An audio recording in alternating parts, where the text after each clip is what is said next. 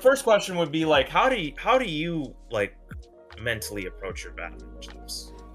Like, cause I know my friend like Nico, the Shulk main, Yeah. when he plays, he doesn't know any Shulk matchups. Like, he doesn't have a matchup chart. He just plays he more or less just plays the game, Yeah. and he's confident against everyone. Yeah, well, here's a huge difference, and I guarantee he's trolling you when he says that, because he does know the matchups, because he's been playing forever. So he might not be able to verbalize it, but he definitely does know it. So I would not be like, oh, I just play and I get good. No, that's No, all I no, no, do. okay, okay. May I should have phrased that. You're trolling. That's fine. He doesn't care. I don't think he cares about like how a matchup's +1 or -1 or whatnot. But Yeah, I don't he's care like, about that either. So here's what I would say. If a matchup is trash for Falco, I'll go back to the bare bones of what makes that character bad and try to exhaust those options against them and try and make them lose because of their weakness versus try to, I guess, hide my own character's weakness. I will try and do that to an extent. But let's say, for example, if I'm fighting a character like Pyramithra, I don't really care how good my combo game is against Pyramithra. If their recovery is their main weakness, I'm not going to try and get them to 120 and then back air them or F smash them or up smash out of shield or something.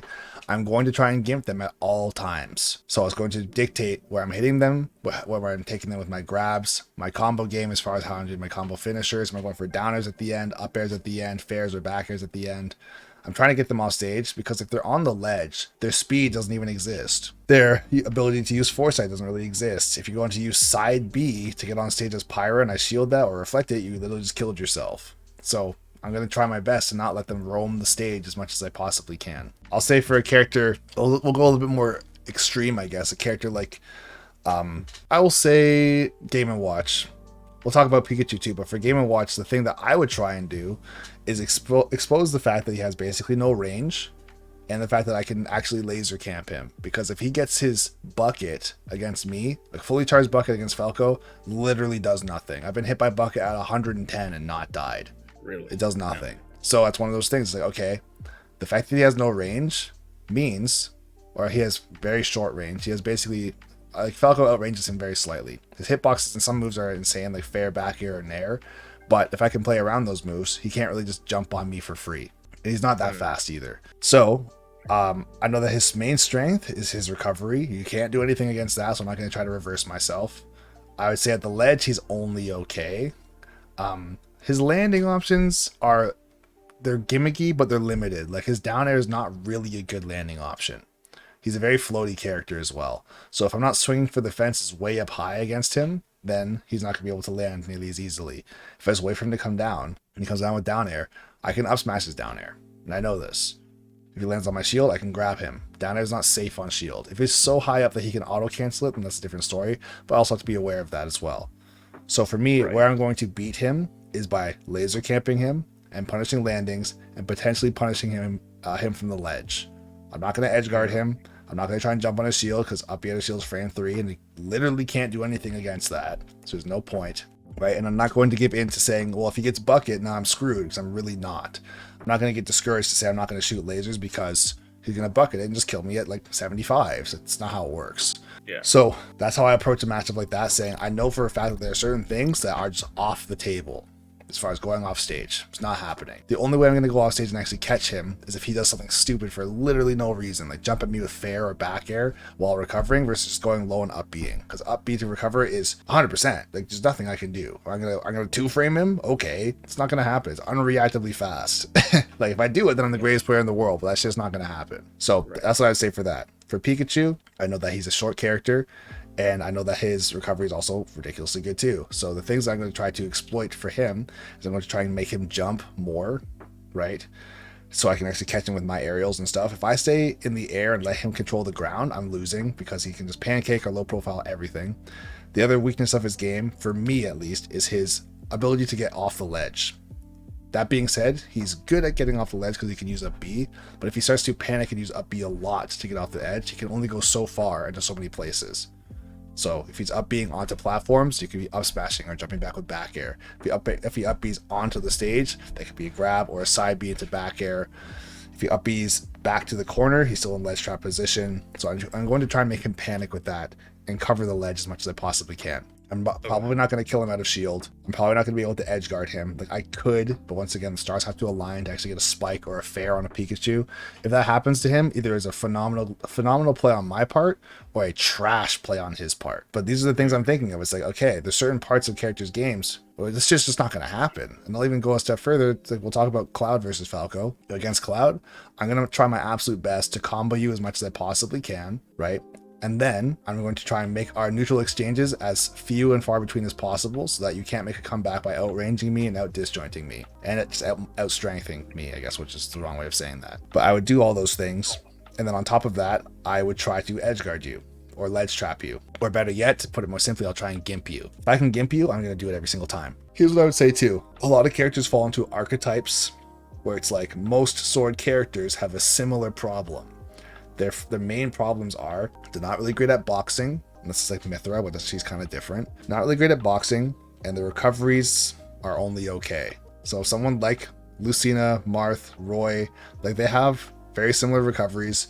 They can give you the mix a little bit because they're like, at least Lucina is very floaty and up B is fast. But I'm gonna try and, for the most part, if I can gimp them, I can, because their up B goes basically straight up.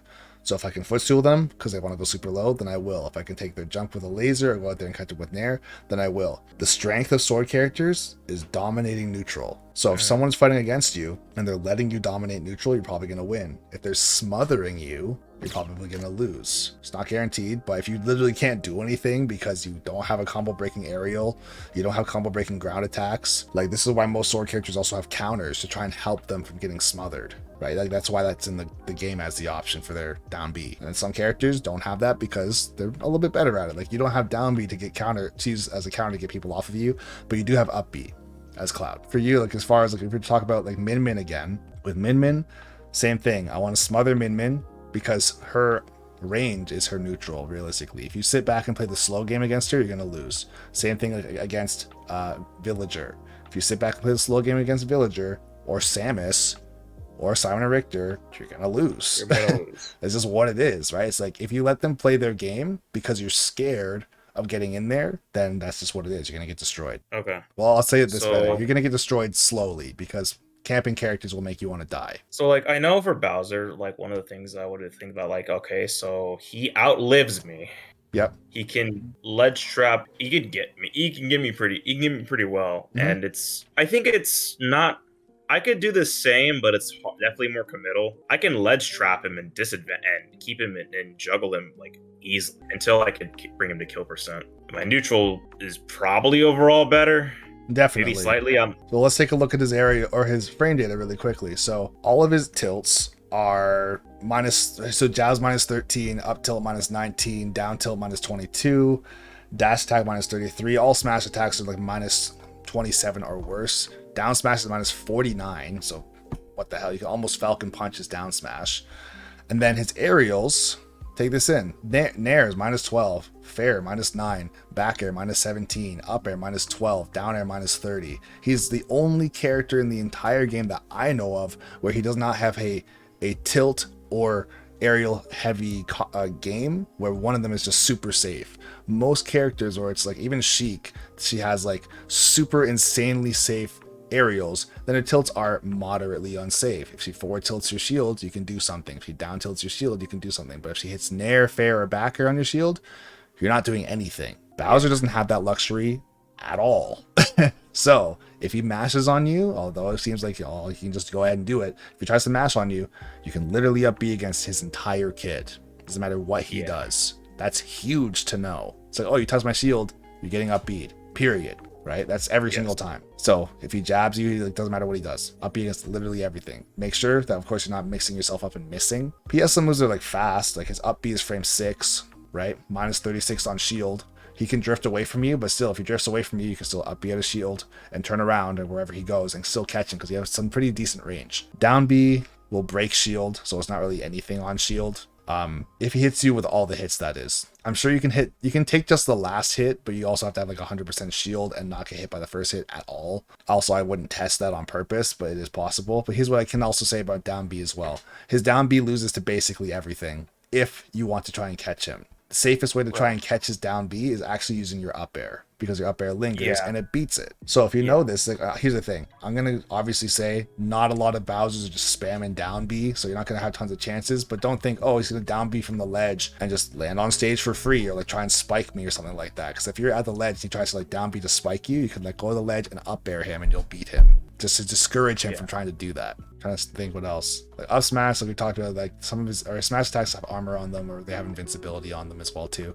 So you have to know this stuff as far as, okay, if he goes for F smash and I try and dash attack him at the same time, you're not winning that. You can try and catch him on the on the startup, but even then, like, no, don't try and do that on purpose if you don't have to. But yeah, smash attacks, F smash minus 32, F smash minus 27, down smash minus 49. Like, you can do whatever you want. This is the idea of, if he hits my shield, if I roll away or jump away or do nothing, then that's when I'm in trouble, because he's just getting to do what he wants more and more. And here's the thing, he's still strong. So I'm not saying, oh, you just do whatever you want because his moves are all unsafe on shield. Like, you still have to do the right thing out of shield. And if he happens to shield against you, then you can get those grabs too. I'd say from a matchup perspective, if he goes from like fair from the ledge, or like jump on stage with like fire breath, if you are at roll distance to try and catch you for like standing too far back. And those are two things too. It's like, if he jumps and fairs on stage, you might be able to contest him with like a really well-spaced back air, but you could probably get underneath him and go for either up tilt, or you can go underneath him and go for like an up air. Depending on how high he goes, you might have to like really thread the needle on the falling up air or like a rising up air. So I probably wouldn't do that as much. Up tilt would be fine. If you think he's going to go for fire breath from the ledge, you could jump over top of the whole thing and then go for fair. And another thing about that too is recognize with his fire breath, it comes out down first. So you can't just start it and it's already up on an angle, for example. So in that case, I would maybe go back and do back air. I guess fire breath? No, I'd probably go for fair, just because your fair at the end of it swings down past your body. So you can come in with a full hop fair and come down over top of fire breath and go fair into back air, fair into something. Right? So think about your hitboxes as well too and where they put you. Right? Okay. Yeah. To transition to my second question, so I mean, even eventually you picked up a secondary too, but I think it's more like, I mean, you probably because you like the character, right? Oh, like Pyramithra, you mean? Or, well, who's my secondary? Yeah. You tell me, bro. Yeah, Pyramithra, yeah. I only have like 500, but yeah. I mean, the legitimate, your second best character. Yeah, well, I don't know. It depends. Like, realistically, if I really, really wanted to say, I think my Young Link is as good, if not better, than my Pyramithra. I have way more experience with Young Link. I just don't play them that much, because everyone wants to die and they play against Young Link. So I play Pyramithra a lot for coaching, but I don't know. I'm good with both. I'd say they're equal for me. Young Link, if I had to like go into a tournament and say like, yo, the Falco didn't work, who do I play? Probably would be either Young Link or Pyramithra, depending on the opponent's character. If they have a reflector, I'm not playing Young Link. And so going into that, yeah, I was like remembering, like we talked about, like having, if you're gonna have secondary, have it like be a different play style from your main. So along with Ninja. Here's the only thing I would say. I would just say this. If you look at the rest of the game and how other players are playing with characters that you've mentioned, or even how you're playing with Cloud, I don't know. Like, I don't. If it's super, like, if you believe that it's like the hardest thing in the world to play with Cloud against certain matchups, then sure. But, and I know you're not Spargo, but there's a lot of players where it's like they'll play Cloud, like they'll say like a Spargo person or like Lightning Quiz or whoever. They'll play Cloud and they will deal with those matchups because it's easier to deal with a hard matchup than to learn a whole new character and juggle them alongside your main character. If it's only for like 2 matchups, because here's the thing, if 2 matchups, let's say, is only 12% of the cast, that means you can't put, or that does not mean that you can only put 12% of your effort into a different character and you'll be good enough against those characters. You gotta put full effort. That's another thing I was thinking about, because like it's literally just 4 matchups that I really think are gonna be a pain in the ass. Mm-hmm. I know Cloud mains might say there's more.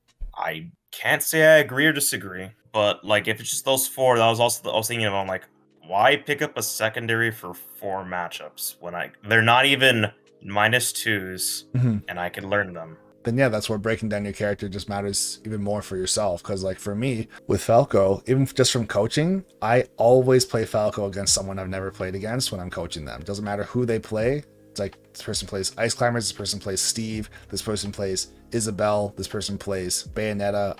I play Falco every single time, and I indirectly get my own experience. So I don't like whether or not I know everything about every single character or not. It's the fact that I can deal with every character as Falco because from coaching, but also just knowing my own character and recognizing, okay, these are the things that this character sucks at. This is what I can abuse. This is what even if I don't know the frame data and everything off by heart for most characters, which I do know a lot of it, but even if I don't know it, I can still say, okay, if this character has a safe aerial and everything else looks very similar as far as their aerials, there's a very, very strong chance that their aerial game is their strength as far as what is safe on shield. So I'll say somebody like, I don't know, Mario. Mario's aerials are all safe on shield, which means in most worlds that all of his tilts are not going to be safe on shield, and they aren't safe on shield. So if I'm like trying to grab landing back air or landing nair or falling up air, it's just not going to happen, bro. So and that's kind of, it should be obvious, but like for me, it's like, okay, as Falco, I'm going to learn that versus saying I need a sword to beat Mario. And this is just, and here's the thing, I'm putting this in the context of saying I need a new character to beat one character, right? In the case of Mario or Luigi or Game & Watch or something. It's like, okay, there's not enough characters for me to warrant needing a new character. If I was to play a character like Falco and let's say, if you had like 35 bad matchups, that's like half the cast, in which case, yes, I'll pick up a character that can cover maybe, I don't know, 25 of those 35 matchups. Right, you're never gonna get someone who perfectly covers everything. Yeah. Unless, of course, your matchup spread is like you have 4 bad matchups, and if you want to, like with those 4 bad matchups, like how often are you gonna run into these characters? Like especially Sheik, right? I would say Joker Cloud is not great, but I think that Cloud could do it. Just be super careful off stage. Don't go off stage if you don't have to. You can beat Joker in neutral. You can beat him in neutral. So I would say I'm going to take that. I'm going to try and get my back airs. I'm going to try and get my fair setups. I'm going to try and actually like use limit a lot more. Because one thing you could be practicing a lot more too is actually actively trying to land finishing touch. Because there's a lot of spots where if someone air dodges, yes, you could dash attack them, or you could finishing touch. Yeah, right? You're not wrong. But yeah, like when it put it that way, like yeah, I could just grind those matches with Cloud. Because like also like how often these matches are going to show up. Like, Greninja's annoying. I've played a Greninja that wasn't trying to just be ultra aggressive. He's actually playing the bait and punish playstyle that can maybe want to cringe. But how popular is this character? He's not really that popular because people like think he's boring. Or too hard, or whatever. One of the two, yeah. Or both. I was like, or both. Exactly. Yeah, man. Like that's the thing for me. Like if the meta of Smash literally was a different set of characters because pro players played different characters. Like imagine MK Leo. I don't know. Imagine we played in a world where the top 8 characters that were actually played were like Breath of the Wild Link, Duck Hunt, Steve, Min Min, and then I don't know, Shulk. Like just some random other characters. I don't think that was 8 characters, but you get the idea, where it's vastly different. Then it's like, okay, you actually have to know the Duck Hunt matchup because someone like MKLeo or Trixx plays them, and now everyone loves this character because of how sick they make them look, and now this is a problem, right? But if that's not the case, then that's not the case. There's only 2 Greninja players that I know of that are like anything. Is it Schroeder? I think his name is. Yeah, and then there's also JW. That's it. There might be more. I'm sure there's more Greninja players, period, but those are the main there's ones. A Japanese one named Lee or something like that. Okay. Yeah. So yeah, there's 3. Let's say there's 3 of them. Even with those 3 players, none of them are considered a top player that's influencing the entire world to pick up Greninja. Even with like Tweak playing Diddy, it's still not very many Diddies out there. So to say, like, same thing with Spargo. Like Cloud is honestly not a hard character. Yeah, and he's not even like he's popular, but he's not even like world class popular. If that makes sense. Like the most who plays Cloud is like Spargo and Cola, and maybe somebody else, right? That's it. Yeah, it's literally Spargo and Cola mostly plays Roy. He's known for Roy. You know what's hilarious? What's that? You mentioned that's a good idea to have a different playstyle, have a different character with different playstyle, but Cola just like, I'm gonna play Cloud and Roy. Fuck it. Yeah, I'm gonna play them both in the same way almost. So. Or Leo is gonna be like, I'm gonna play Byleth and Corrin. Yeah, that's the thing too. Like these characters being like, I'm gonna play Cloud and Aegis. Yeah, and people, yeah, I guess they play them in similar ways, but it's also this is where it gets to be more important. Like at least, or something you should take into consideration is these players are also the best players. So they could play different characters that are very similar to each other and have very different results because the margins are so thin, I guess you could say. Because it's like, okay, I'm the best in the world with this character, but I need one thing to be slightly different, and that could be enough to throw off a top player and just make me substantially better. Yeah, that's what I was like. That's what made me realize. I'm So like, the okay, yeah, I'm optimization not is a much top higher. player. Yeah, the optimization is much higher. Go ahead. I'm still like a mid-level player. Yeah, and there's nothing wrong with that either, right? So Yeah. if you are a mid-level sword player, let's say you're a mid-level Marth, if you play a mid-level Crom, you're not going to throw somebody off. Oh yeah. Right? No. But if you play a mid-level Marth and then you play mid-level Steve, it's like all of a sudden I have no clue what I'm doing because it's not the same, right? And of course it gets even more insane at higher levels. If you play a top-level Marth and a top-level Steve, you might be the best player in the world because it's just, you can just be like, all right, I'm just going to switch characters. Now you're screwed because you don't know anything about this character, or you don't know how to adjust that fast. All right, so I got that set up. So I'm just gonna like it just motivated me more to stay solo cloud, especially because I've been getting compliments on my cloud, even though it's only been a month like using them, and that is, well, for one, a good sign, and two, I'm pretty happy about that. I've even fixing my mental state to be better than what it was like 2 weeks ago. And I would say too, man, already good. I would say like if you're playing cloud and it's only been a month, like that's not really even enough time to say a character is figured out mentally for yourself, even on an autopilot level, to be like, oh, I could just do this and it'll just work.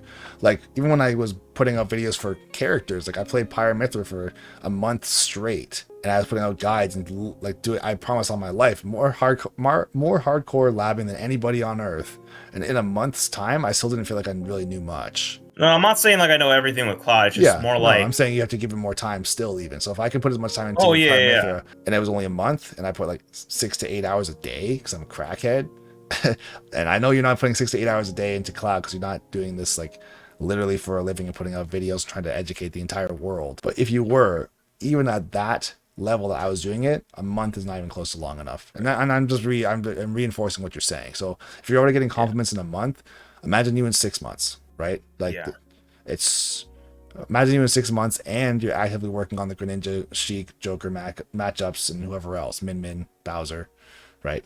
Like you'll be like, eventually you'll think that the matches are easy. Like for me, bruh, like when I play Falco, I would say, me personally, I find sword characters to be some of the easiest matchups in the entire game for Falco. And since the beginning of time, people are like, that makes no sense. Falco loses to every sword character. He has no range, he gets disjoint, he gets out frame dated, or he gets out hitbox by disjoints.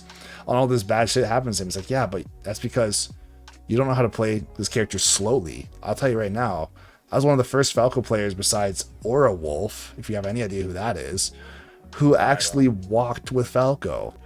Nobody walks with this character, bro. Everyone's like, yo. Dude, Nexus is, that reminds me of Nexus. Here's the thing, too. I don't know when Nexus really popped up, but back in the day, Aura Wolf was considered one of the best Falcos. He just didn't travel. He's actually a god. Yeah, I'm sure he still is a god. I don't even know if he still plays. I haven't talked to him in a super long time. But it's like, oh, you can't deal with sword characters because you have all these problems. It's like, yeah, but you're also jumping on a sword character. You have to play them like they have a sword. Don't play them like you can just go in and do your combos because you feel like it. And I understood that immediately. Understanding how to catch somebody off balance, catching somebody who's a floaty character jumping above you and completely missing, right? If I was to go back in time and look at the video I made on how to play Falco, I talked about Falco being like basically a Brazilian jiu-jitsu play style, where all you're trying to do is submit your opponent into being in bad positions at all times and playing slow and using your movement to catch them leaning or overextending and then reversing them. If a sword character overextends, and let's say I have 2 swords, they're swinging and completely missing and now they're wide open. They put their head forward, they're an end leg, they don't have a frame 2 fucking swing jab. They can just throw it out in this massive hitbox. It's like, no, they can't box. So if you get up close to them and make them whiff, then you can work around that. And the only way to do that safely and quickly is to walk. And no one did that shit for years.